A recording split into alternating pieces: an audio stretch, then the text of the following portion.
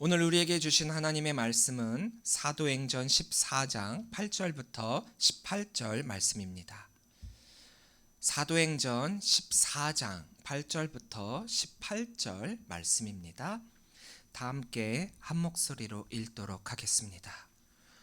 루스드라에 발을 쓰지 못하는 한 사람이 앉아 있는데 나면서 걷지 못하게 되어 걸어본 적이 없는 자라. 바울이 말하는 것을 듣거늘 바울이 주목하여 구원받을 만한 믿음이 그에게 있는 것을 보고 큰 소리로 이르되 내 발로 바로 일어서라 하니 그 사람이 일어나 걷는지라.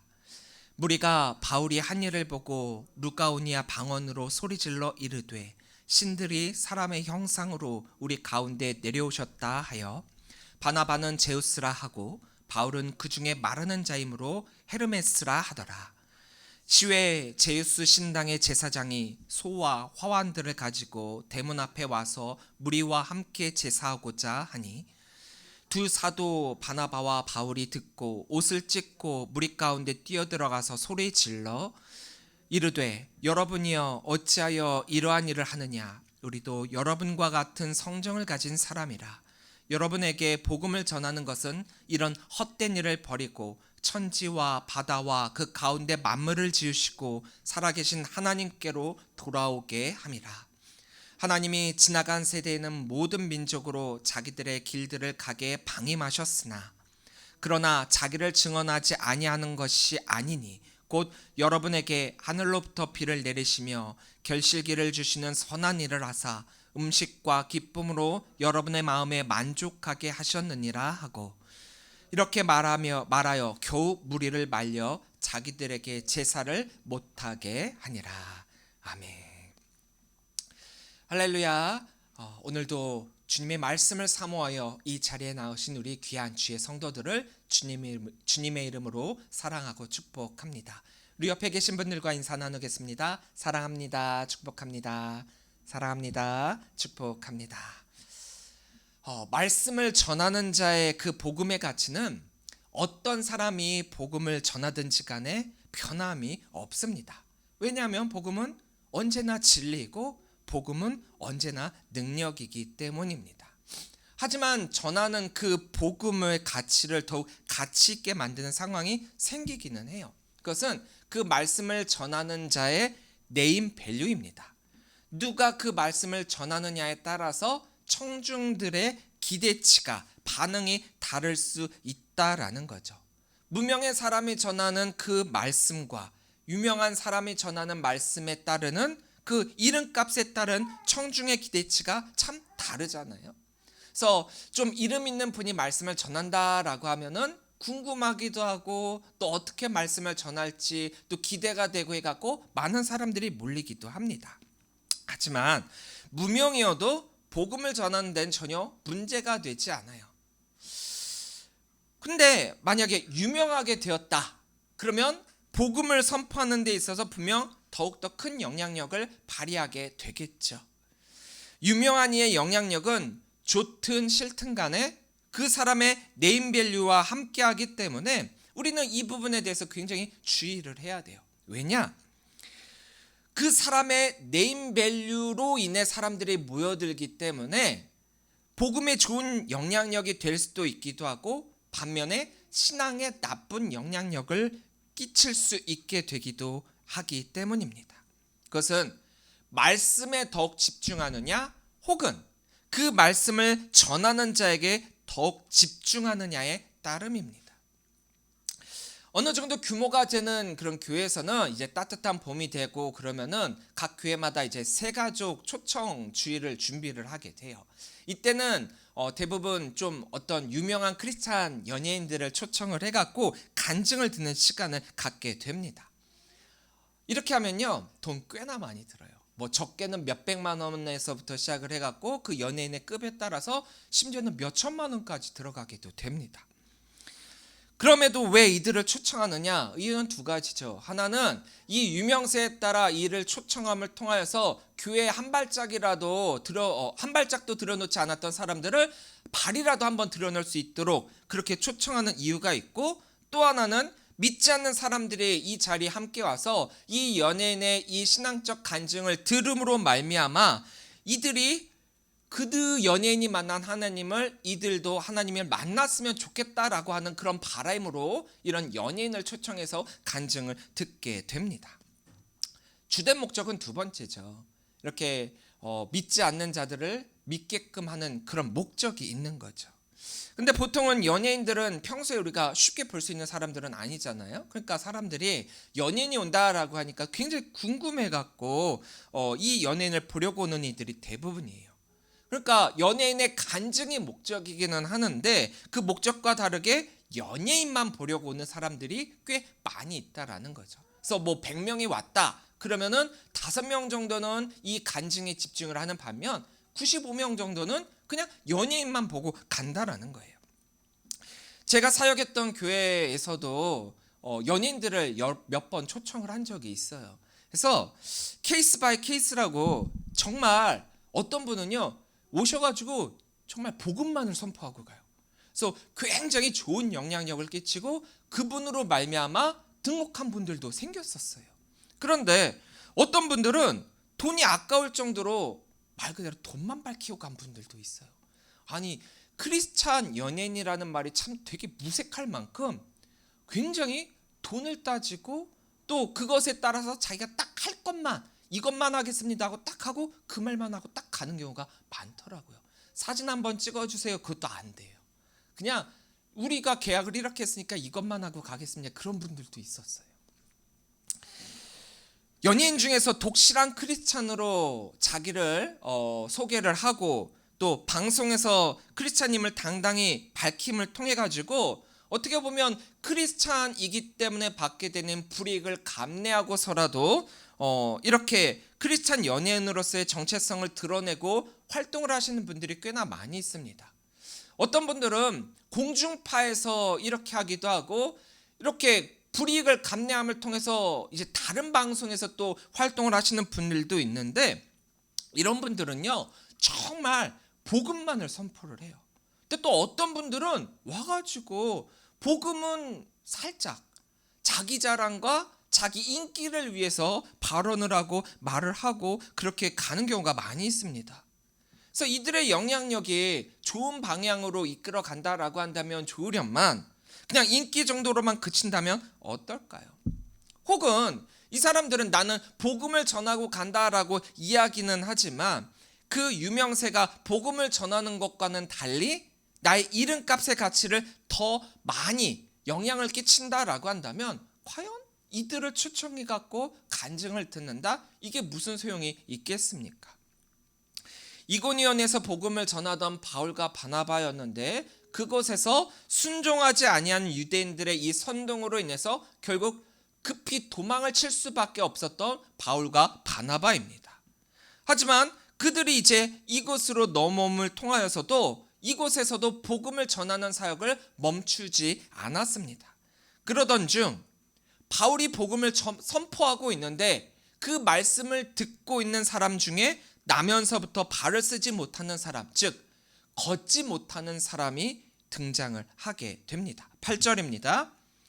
루스드라에 발을 쓰지 못하는 한 사람이 앉아 있는데 나면서 걷지 못하게 되어 걸어본 적이 없는 자라. 한 번도 걸어본 적이 없대요. 그런 사람이 바울의 복음을 듣고 있다라는 겁니다. 예수님과 사도들이 복음을 전할 때도 그랬지만 복음을 전하다 보면 참 여러 사람을 만나게 돼요. 저도 사역을 하다 보면 여러 종류의 사람들을 만나게 됩니다. 때로는 마음의 상처를 받은 이들을 만나기도 하고 때로는 육신의 아픔으로 고통스러워하는 이도 만나게 됩니다. 예수님은 그러한 자들을 만날 때마다 그냥 내버려 두시지 않으셨죠. 그들의 아픔을 공감하며 되도록 그들을 치유해 주셨습니다. 모든 이들을 치유해 주셨다가 아니에요. 여러분들 성경을 보시면은 예수님이 가는 곳마다 모든 이들을 치유했다가 아니었습니다. 왜일까요? 모든 이들의 아픔을 치유해 주셨으면 얼마나 좋았을까요? 하지만 예수님의 사역을 보시면 되도록 치유해 주셨어요. 이유가 무엇일까요? 9절부터 10절입니다. 바울이 말하는 것을 듣거늘 바울이 주목하여 구원받을 만한 믿음이 그에게 있는 것을 보고 큰 소리로 이르되 내 발로 바로 일어서라 하니 그 사람이 일어나 걷는지라. 예수님이 전한 복음에도, 사도들이 전한 복음에도, 또 오늘 바울이 전하고 있는 이 복음에도 공통적인 부분이 하나 있어요. 바로 복음과 함께하는 치유에는 반드시 믿음이 수반되어야 한다라는 거예요. 이 믿음이 그 말씀을 듣고 있는 본인이기도 하고 때로는 그 주변 사람들의 믿음이기도 합니다. 어찌되었든 이 치유 사역에는 반드시 믿음이 동반되어야 한다라는 거예요.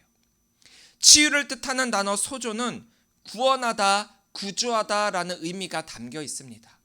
그러니까 이 병든 자의 병을 치유하는 이 과정은 1차적으로는 그 아픈 몸, 병든 육체적인 몸을 회복시키는 치유이기도 하지만 이것으로 말미암아 목적하는 바 바로 영적인 구원으로까지의 확장을 야기하고 있기 때문입니다.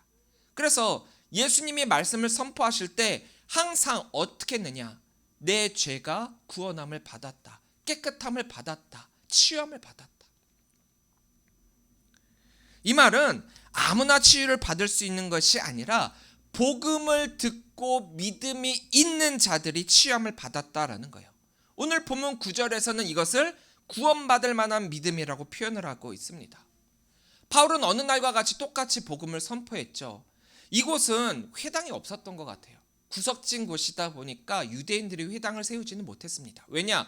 회당이 있었으면 바울이 회당에서 말씀을 선포했을 거예요. 근데 이곳은 유대인들의 그 유대교가 활성화 이루었다라기보다는 헬라의 문화 영향을 많이 받아서 여러 가지 신당들이 자리를 잡고 있었던 곳입니다.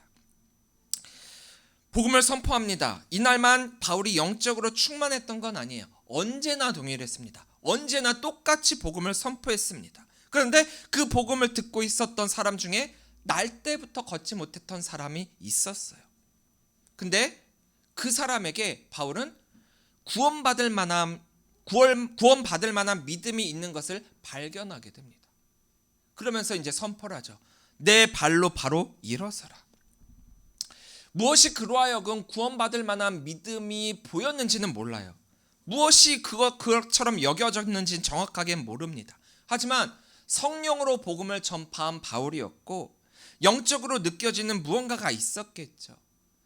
분명 이 말씀을 선포하는 것은 바울이었지만 인간 바울의 선포만으로 그친 것이 아니라 성령과 함께하는 선포였기 때문에 이 선포는 곧 성령의 선포였습니다. 이 말씀을 들은 그 사람에게 이제 그 복음이 받아들여지게 되어서 그는 믿게 되었다라는 거죠. 믿음은 복음을 듣는 것으로부터 시작이 됩니다. 아무것도 모르는데 믿는다? 그는 잘못된 거예요. 뭘 믿습니까? 일단 우리가 듣고 깨달아야죠. 그래서 들음에서부터 먼저 믿음은 시작이 되는 거예요. 이 사람에게 있어서 이제 이 복음, 예수님께서 십자가에서 죽으심으로 말미암아 우리의 죄 사함을 이루어 주셨고 우리가 그로 말미암아 의롭게 되었으며 또 예수 그리스도가 부활하심을 통하여서 믿는 모든 이의 구원함을 이루게 되었다라고 하는 이 바울의 이 복음이 이에게는 놀라운 소식이었죠. 자기와 같은 죄인도 구원을 받을 수 있을 것이다 라고 하는 믿음이 바로 이 복음을 들음으로 말미암아 생기게 되었다라는 겁니다. 성령의 감동으로 사역을 하다 보면 느껴지는 게 있어요. 바울의 이 내 발로 바로 일어서라라고 하는 이 선포 역시도 바울이 선포한 거지만 결국에는 바울과 함께한 성령의 선포라는 거예요.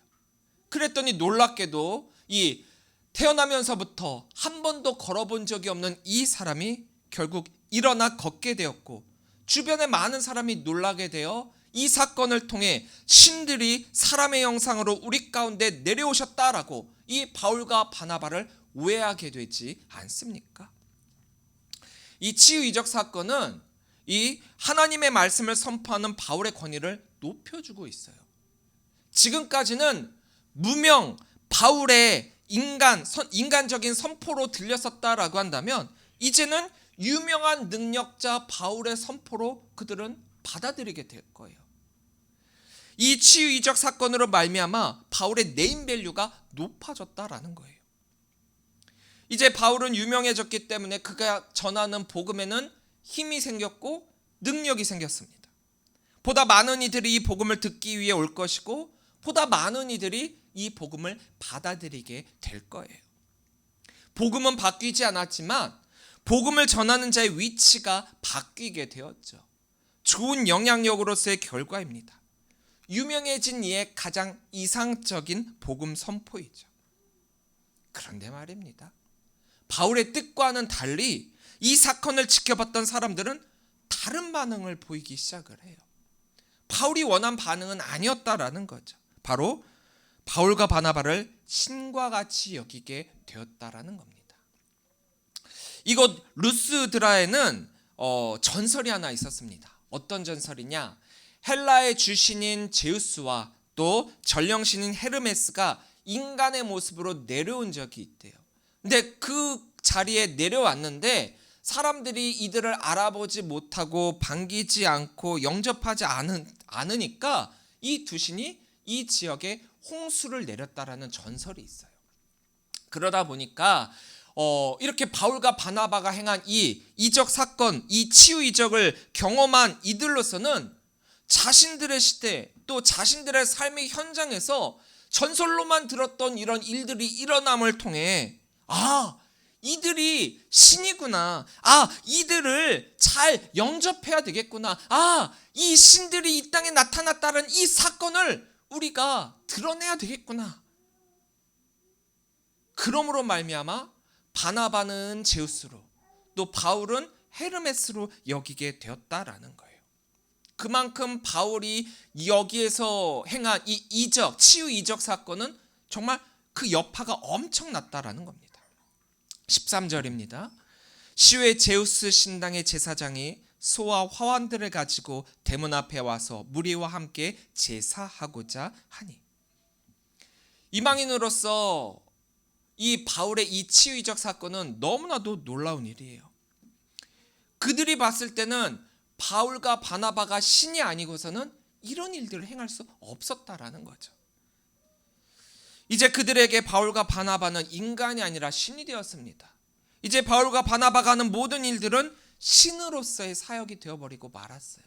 그러니까 이들을 섬기기 위해 이제 시외에 있었던 이 제우스 신당의 제사장들이 제우스에게 제사를 드리는 것과 똑같이 이제 소를 끌고 와서 이제 제사를 드리려고 하게 되었다라는 거예요. 바울과 바나바가 원했던 일입니까? 아닙니다. 그들은 복음만을 전했어요. 근데 그러한 모습을 보고 이들이 오해했던 거죠. 그 흐름은 그들로 하여금 그 이방인들에게 있어서 신이 될 수밖에 없도록 만들어 버렸어요. 우리는 순수한 마음으로 복음을 전합니다. 우리는 순수한 마음으로 사역을 합니다. 근데 때로는 나의 마음과 나의 이 영적인 이 사역에 대해서 내 의도와는 다르게 다른 이들에 의해서 내 사역이 왜곡될 때도 있어요. 나는 하나님만을 영광 돌리기를 바라는 마음으로 시작을 했는데 사람들이 자꾸 나를 찬양해요. 내가 사역을 하다 보니까 사뭇 하나 성공을 거듭하고 많은 이들이 복음을 맞이하게 되면서 복음에 집중을 하는 게 아니라 복음을 전하는 자에게 집중하는 때가 많아지게 됩니다. 얼마나 뿌듯했겠습니까? 사람들이 변하고 복음을 받아들이고 사역에 성공 아닌 성공 같은 느낌을 받게 되면서 우쭐해질 수도 있어요. 사람들의 환호를 받고 어떻게 보면은 또 신격화 대우를 받게 되니까 얼마나 막 마음이 들떴겠습니까? 어쩌면요, 이렇게 되다 보면은 이런 마음도 들었을 거예요. 내가 이것을 위해 이렇게 사역을 했나 보다. 이런 착각과 자만에 빠질지도 모릅니다. 팬덤 문화가 발달한 우리나라에서 연예인을 한다는 건 바로 이런 환호 가운데 살아가는 이유를 만들죠. 많은 사람들이 연예인이 되고 싶어하고 특히나 아이돌이 되고 싶어서 되어서 이런 수많은 사람의 높임을 받기를 원하고 있죠. 되게 힘들대요. 연예인 되는 거 힘들대요. 아이돌 되는 거 힘들대요. 몇 년간 연습생 생활을 하다가 뜨는 거, 데뷔를 하고 뜨는 거 너무나도 어렵다고 합니다. 근데 아이돌은 말 그대로 우상이죠. 팬덤의 사람들이 이들을 우상 섬기듯 따르기 때문에 우쭐할 수도 있고 흐뭇해질 수도 있습니다. 기쁘고 행복하고 기분이 째질 수도 있어요. 하지만 그뿐입니다. 그때만입니다. 그것은 영원할 수도 없을 뿐더러 순식간에 사라질 것들이에요. 아이돌이라고 하는 것이 그렇고요.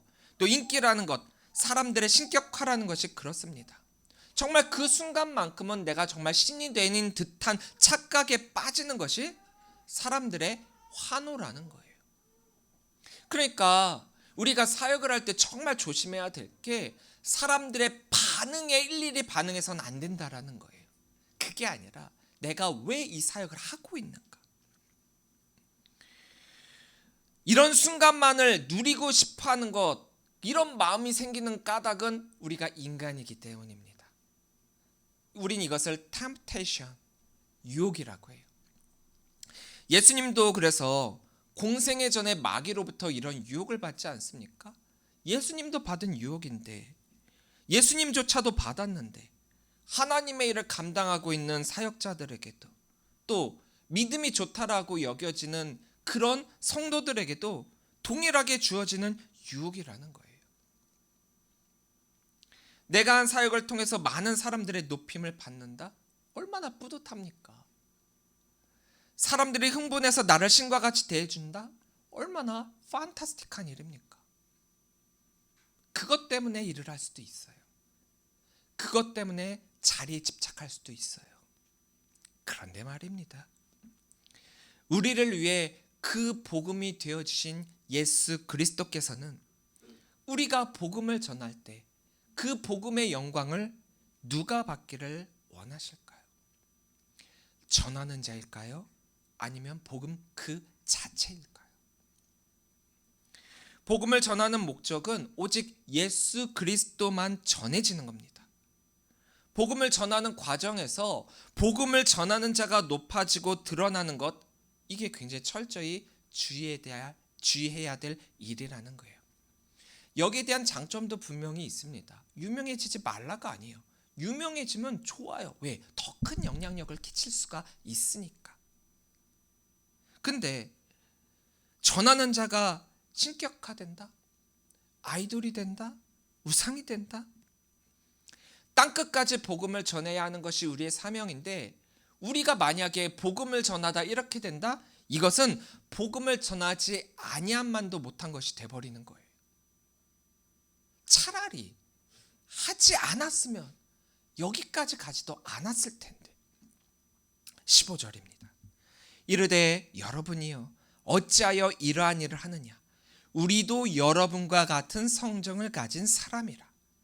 여러분에게 복음을 전하는 것은 이런 헛된 일을 버리고 천지와 바다와 그 가운데 만물을 지으시고 살아계신 하나님께로 돌아오게 함이라.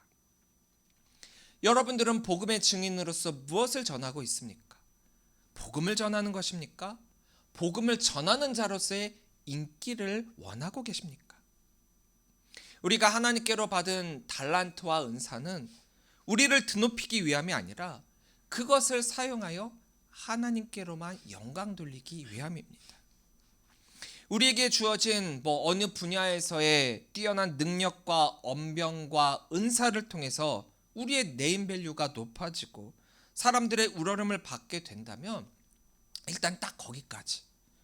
그것은 나를 위함이 아니라 그렇게 높아진 나를 통해서 하나님의 이름만을 드높여야 한다라는 거예요. 근데 이제 내가 가진 달란트를 가지고 정말 내가 열심히 노력하고 또 은사를 사용함을 통하여서 내 가치가 높아졌으니까 이제 하나님께 영광 돌리는 것이 아니라 하나님께서 원하시는 것을 하는 것이 아니라 이제는 더욱더 나를 위한 것으로 사용해야 되겠네? 이런 마음이 들고 그런 행동을 한다. 그래서 하나님께서 그 주신 그 은사를 잘못 사용한다. 어떤 일이 일어날까요? 아까도 말씀드렸다시피 달란트와 은사는 하나님께 영광을 돌리게 하기 위해서 주신 선물이에요. 주신 분도 하나님이신데 만약에 그 목적과 용도에 맞게 그것을 사용하지 않는다? 내 생각과 내 뜻대로 그 방법을 바꾼다? 그러면 당연하게도 하나님께서는 걷어가시겠죠. 달란트와 은사는 그렇다라는 거예요. 나의 특별한 것이 아니라 그것을 통해 하나님께 영광 돌리는 일에 사용을 해야지. 뭐 이 정도만 했으면 됐지. 이제부터는 나를 위해 사용해야지. 나를 위해 사용하려고 마음을 먹는 그 순간부터 하나님은 걷어가시는 거예요. 바울은 이 점을 너무나도 잘 알고 있었습니다. 그랬기 때문에 그는 자신들을 신격화하고 있는 이 상황 가운데 뭐라고 이야기하느냐? 우리도 여러분과 같은 성정을 가진 사람이라 라고 선을 긋고 있지 않습니까?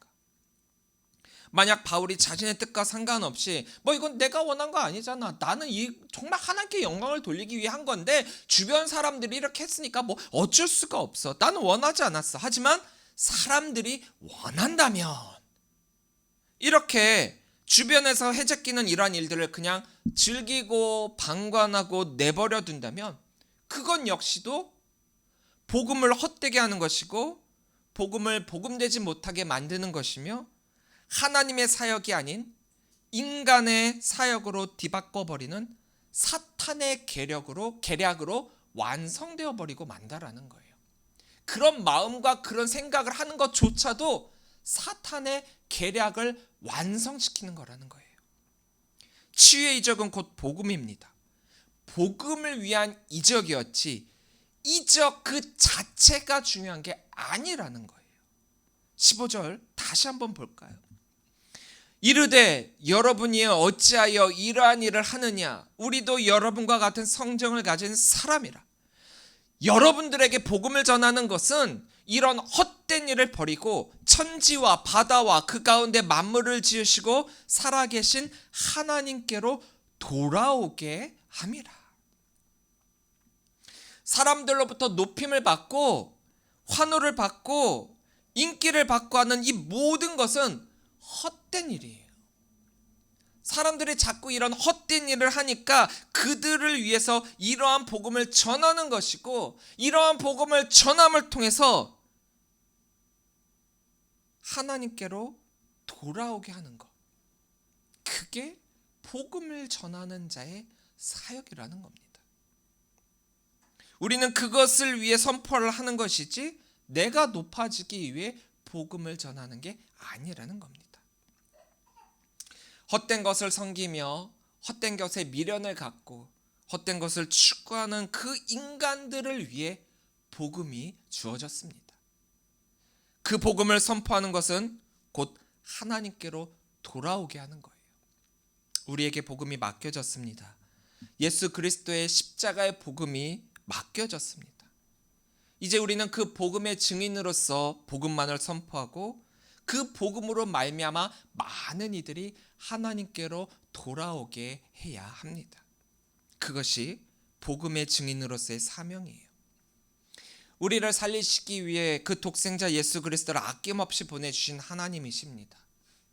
또 우리를 위해 오시지 않으셔도 될 이 땅에 인간의 몸을 입고 아픔과 고통 심지어는 죽음까지도 감내하신 예수님이십니다. 그 복음만이 우리를 살리고 그 복음만이 하나님께 영광이 됩니다. 이제 곧 시작하는 이 사순절을 맞이하여 복음과 우리의 신앙의 자세를 되새겨 보시기를 바랍니다. 내가 섬기고 있는 하나님, 내가 믿는 예수님, 내가 전하고 있는 복음, 그것을 위해 살아갈 준비가 되셨습니까? 복음을 전하는 것, 그것은 곧 하나님께로 돌아오게 하는 것입니다. 나로 인함이 아니라 오직 주로 인하여 그리고 오직 복음을 통해 하나님께로 돌아오라 선포하며 하나님의 영광이 이 땅 가득하도록 우리는 그 사명을 감당해야 된다라는 거예요. 오늘 바울 사도의 이 외침을 우리가 기억하길 원합니다. 나도 너희와 똑같이 인간의 성정을 가진 사람. 우리가 인기를 위해 또 나의 이득을 위해 사역을 감당하는 것이 아니라 우리가 복음을 전하기 위해 감당하고 있는 모든 사역은 나를 드러내기 위함이 아니라 오직 그 복음만을, 오직 믿지 않는 모든 이들을 하나님께로 돌아오게 하는 사역이라는 사실을 기억하면서 오직 하나님의 영광 이 땅 가득하도록 이 모든 사역 잘 감당하시는 우리 귀한 성도들이 되시기를 주의 이름으로 간절히 축원합니다. 기도하시겠습니다.